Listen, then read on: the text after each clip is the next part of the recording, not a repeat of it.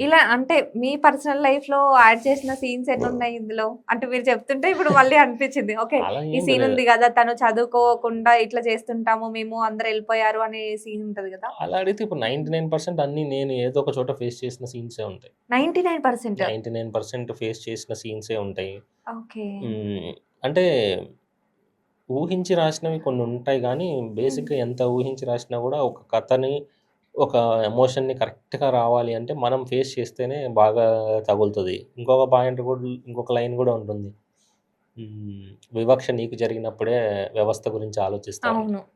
So, అది నీకు తగిలినప్పుడు ఆలోచించడం వేరే, ఎవరో చెప్పినప్పుడు ఆలోచించడం వేరే. తగిలినప్పుడే ఎక్కువ మనకి తెలుస్తుంది. హ్మ్. అది చూసినప్పుడు ఒక సీన్ లాగే అనిపిస్తుంది ఎవరికైనా కూడా. అదే. సో, హ్మ్. అప్పుడేమవుతుంది అంటే, ఒకళ్ళు చెప్పినప్పుడు వచ్చే ఎక్స్‌పీరియన్స్‌కి, నీ అంతకు నువ్వు ముల్లు మీద తొక్కినప్పుడు వచ్చే ఎక్స్‌పీరియన్స్‌కి చాలా డిఫరెన్స్. ఆడ ఎళ్తే ముల్లు తొక్కుతావురా అన్నామనుకో, హ్మ్. ఏమంటారు? ఆ! ఏం కాదులే అంటారు. అది అవును. తగిలి కుచ్చుకొని రక్తం కారుతున్నప్పుడు అర్థమవుతుంది. అవును. సో, అట్లా ఎన్నో ఫేస్ చేసుకొని, ఎన్నో ముల్లులు తొక్కుంటూ ఎళ్తేనే కొన్ని దారులు ఏర్పడతాయి. హ్మ్. ఓకే. హ్మ్. 99% అంటే మీకు లవ్ స్టోరీ ఉందా? ఆ 1% లవ్ స్టోరీ అండి లేండి.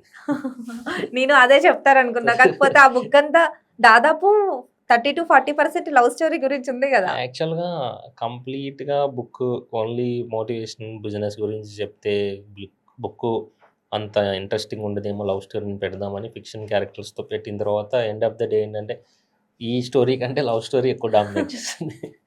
అవును. ఆహ్, హ్మ్. హ్మ్. సో, ఏదైతేనేమి రీచ్ అయింది అని అనుకున్నాను. ఓకే. హ్మ్.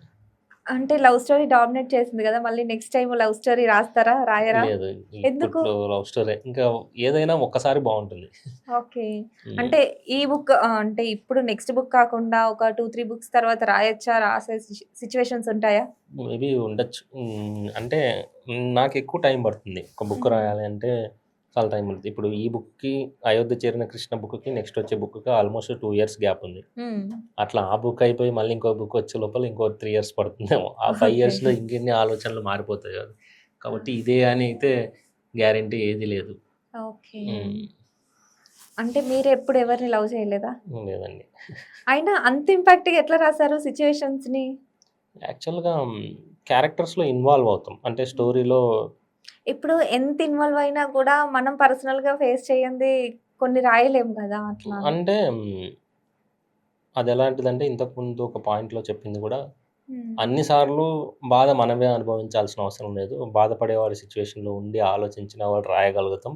అదే హ్మ్. రైటర్ దగ్గర ఉండే గొప్ప లక్షణం అని. ఓకే. హ్మ్. సో, ఒక సిట్యుయేషన్‌లో మనం లేకపోయినా గూడా వాళ్ళెలా ఉంటారు అని ఊహించాలి. వాళ్ళ స్థానంలో ఉండి ఆలోచిస్తేనే కొన్ని రాయగలుగుతాం. ఓకే. అలా లవ్ స్టోరీని ఎక్కువగా ఇన్వాల్వ్ అయ్యి రాసింది. హుహు. అయినా అంటే 'అనూష' క్యారెక్టర్‌నయితే చాలా అంటే అమ్మాయి ఎట్లుంటది? అమ్మాయిలెలా ఉంటారు? ఎంత సెన్సిటివ్‌గా ఉంటారు? ఎంత సెన్సిటివ్‌గా ఆలోచిస్తారని చాలా రాసారు. అంటే నా దృష్టిలో హీరోని ఎంత పైకి లేపితే హీరోయిన్‌ని తగ్గించడం అనేది నాకెప్పుడు నచ్చదు. హ్మ్. హీరో ఎంత ఎత్తులో ఉంటే హీరోయిన్ గూడా అంతే ఎత్తులో ఉండాలి అన్నది నా ఉద్దేశ్యం.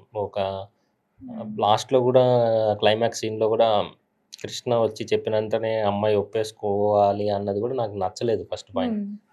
హ్మ్. ఎందుకంటే అంత బాధపెట్టి వెళ్ళిపోయిన తర్వాత తన లైఫ్ ఏదో చూసుకొని వెళ్ళిపోయిన తర్వాత మళ్ళీ వచ్చి చెప్తే హ్మ్. అదంత కరెక్ట్ అనిపించలేదు. అక్కడ ఎట్టి పరిస్థితుల్లో హీరోయిన్ క్యారెక్టర్ తగ్గకూడదు అన్నది నా మెయిన్ ఎలిమెంట్.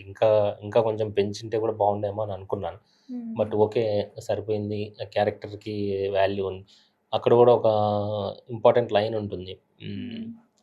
తన ఇష్టం కన్నా ఆత్మాభిమానానికే విలువిచ్చి హ్మ్. వెళ్ళిపో అని చెప్తుంది. అవును. హ్మ్. సో, ఆ క్యారెక్టరైజేషన్ ఎలా ఉంటుంది అంటే, ఎంత ఇష్టం ఉన్నా కూడా మన సెల్ఫ్ రెస్పెక్ట్ పోగొట్టుకోకూడదు అన్నది ఆ ఒక్క లైనే ఎగ్జాంపుల్. హ్మ్. ఎందుకంటే రేపు మళ్ళీ అదే సిట్యుయేషనొస్తే ఇప్పుడు వెంటనే ఒప్పేసుకున్నామనుకో, రేపు అదే సిట్యుయేషనొస్తే వెంటనే వదిలేస్తారు గదా! అలాంటిది భయం వదిలేస్తాం. భయం గూడా ఉండాలి గదా! అంటే కృష్ణ క్యారెక్టర్‌కి వాళ్ళిద్దరి క్యారెక్టర్‌కి సరిపోయింది గానీ, బట్ రియల్ లైఫ్‌లో అలాంటి సిట్యుయేషన్ వచ్చినప్పుడు మన సెల్ఫ్ రెస్పెక్ట్ పోగొట్టుకొని కొన్ని పొందాలి అని అనుకుంటే, అంత హ్మ్. గుడ్డిగా వెళ్ళిపోకూడదు. కొంచెం ఆలోచించాలి అన్నది దాంట్లో నేను అనుకోని రాసిన పాయింట్ అది. ఓకే. హ్మ్. మీరు మళ్ళీ చెప్తుంటే నాకు కొత్తగానే ఉంది. మళ్ళీ బుక్ చదవాలనిపిస్తుంది. ఆ! ఓకే. ఈ సీన్స్ ఉన్నాయి గదా! ఇది చదివినంత సేపు ఓకే. మళ్ళీ మీరు చెప్తుంటే హ్మ్. అవును. మళ్ళీ చదవాలనిపిస్తుంది ఇప్పుడు మళ్ళీ. చదవండి. మీ బుక్ ఎన్ని సార్లు చదివితే నెక్స్ట్ బుక్స్ అన్నీ అలాగే ఉండిపోయాయండి ఆల్రెడీ. చదవండి. అన్నీ చదవండి. చదివితే మంచిదే. ఒకసారి మళ్ళీ చదివితే ఇంకోసారి ఇంకొక కోణంలో కనిపిస్తుంది. అవును. హ్మ్. అదే ఇప్పుడు మీరు చెప్తుంటే నాకు ఇంకో కోణంలో కనిపిస్తుంది. సో, నేను ఇట్లా కూడా చదవచ్చు కదా అని అనుకుంటున్నానిప్పుడు. అన్నీ హ్మ్. అన్నీ ఇప్పుడు ముగ్గురు మెయిన్ క్యారెక్టర్స్ ఉంటే, ఒక 'శివ' పాయింట్ ఆఫ్ వ్యూలో స్టోరీ చూస్తే ఒక విధంగా ఉంటుంది. హ్మ్. 'కృష్ణ' క్యారెక్టర్ పాయింట్‌లో ఒక విధంగా ఉంటుంది. ఇప్పుడు 'శివ' లాంటి క్యారెక్టర్ ఉంది అంటే, నా దృష్టిలో స్టోరీలో 'కృష్ణ' కంటే 'శివనే' హీరో. అవును. హ్మ్.